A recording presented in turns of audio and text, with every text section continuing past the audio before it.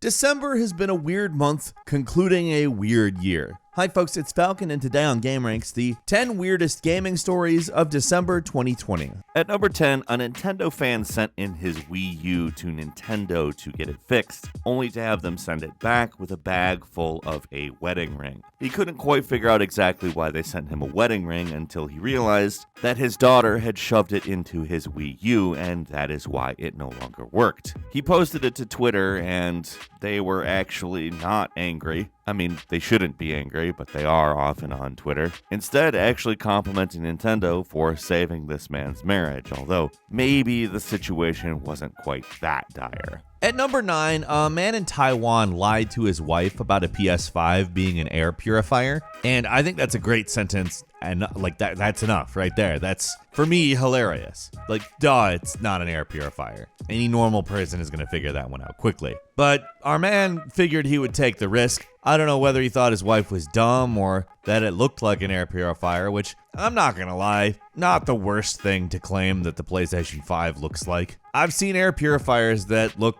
kinda like that. Hell, I've seen air purifiers that look more like a video game system than the PlayStation 5. But we only even know about this story because of the guy who bought it, who after a little bit of rigmarole met up to purchase it from the guy, and the guy looked very sad. He was also selling the PlayStation 5 for an absurdly cheap price at a time when people are scalping the thing for extreme prices. And he eventually just asked, and the man said, well, it turns out that women can tell the difference between a PlayStation 5 and an air filter. Which, I mean, duh. Of course women can.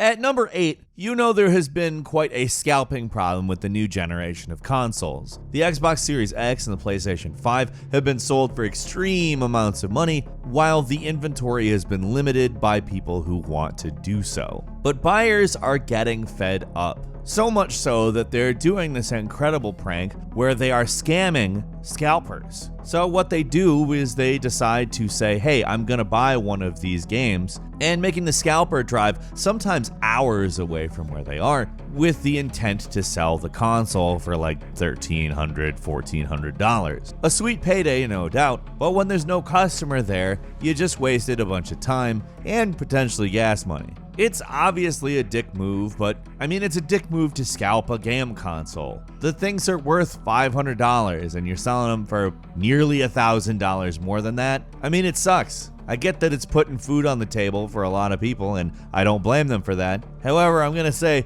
this seems like something they should have to account for.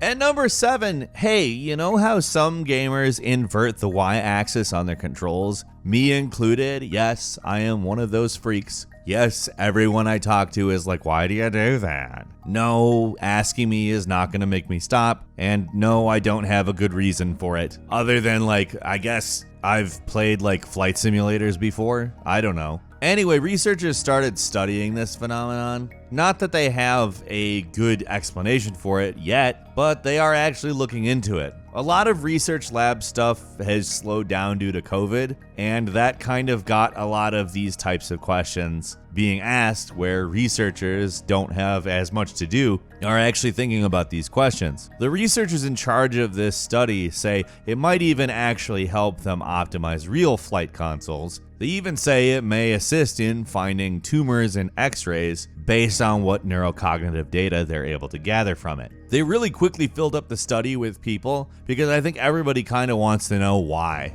At number 6, the entire Cyberpunk thing. It's gotten weird, let's just say. Obviously, Sony delisted the game from their stores. It's just not buyable. That's it. Until they fix the issues with it on the PlayStation 4, you can't buy it on any platforms that Sony owns. This did not make Adam Badowski, the CD Projekt Red head, too happy, and he also probably doesn't know how Twitter works because he liked a bunch of tweets criticizing Sony for doing this, and people realized it, screenshotted it, and wrote articles about it. He quickly unliked all of those tweets, but clearly he does not find it fair that Sony, refuses to sell what is essentially a faulty product on one of their platforms that he is ultimately responsible for, which I get why he doesn't like it, but Sony, they're not a marketing partner like Microsoft is, and even they're putting a warning on their page about how the game works on the Xbox One, which is also bad. It really hasn't been a good time for the CD Projekt Red management and ownership. Before any of this happened, they took a bunch of questions internally and people were just like, yeah, how do you make a game about corporations being exploitative while doing crunch? According to Bloomberg News, their answers were, quote, vague and non-committal. I mean, come on, that's funny.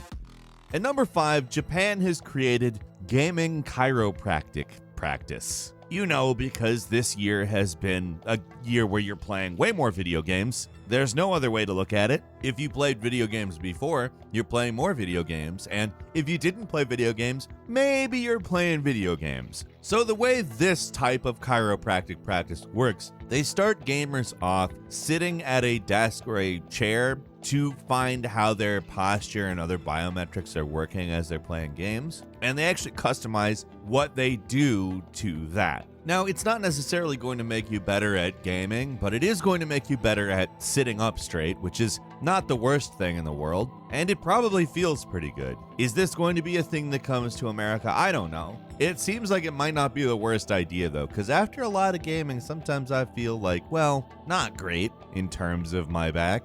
At number 4, one of the island shrine gates on Tsushima Island, yes, the real Tsushima Island off of the Nagasaki Prefecture, was destroyed in a typhoon, which really sucks. I mean, we're talking about like stuff that's hundreds of years old. It's stood up for a long time. And these water gates are truly beautiful, by the way. This particular one that was knocked over was dedicated to Toyotama Hime, a Shinto sea goddess, and they launched crowdfunding to repair it. They asked for about $47,000 in yen equivalent and have raised about triple that due to the game being a big thing.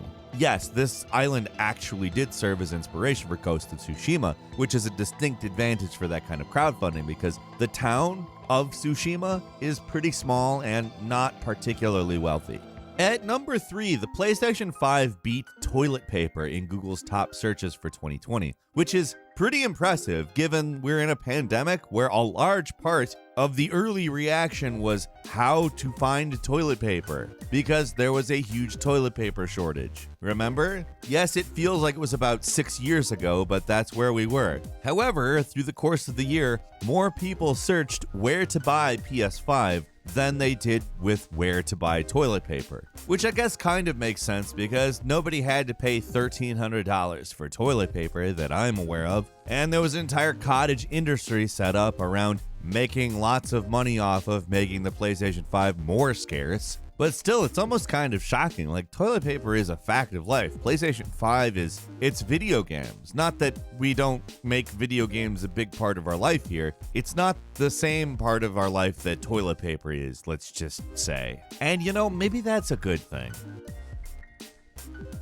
At number 2, I don't know if I want to call this weird or just great, but you know how parents will sometimes be like, you can't keep wasting your time with video games, you'll never make a living with that. This parent just did the opposite. They were like, you know what, I am gonna pay for a private tutor, you get good at video games. Her son Benji Fish, who is 16 years old, plays Fortnite for around 12 hours a day. And he's made over £500,000 doing it, which is the equivalent of about $668,000, which is nuts. If I had that kind of money sitting around, I'd be feeling pretty good. But for just playing video games? Apparently he got about $100,000 just for qualifying in the Fortnite World Cup. The mom apparently works as a gaming mentor for esports parents to try to remove the stigma of it. Esports is actually something Benji took up after a knee condition stopped him from participating in physical sports. And now he's going to buy his family a house. And finally, at number 1, the co-founder of company DeepMind,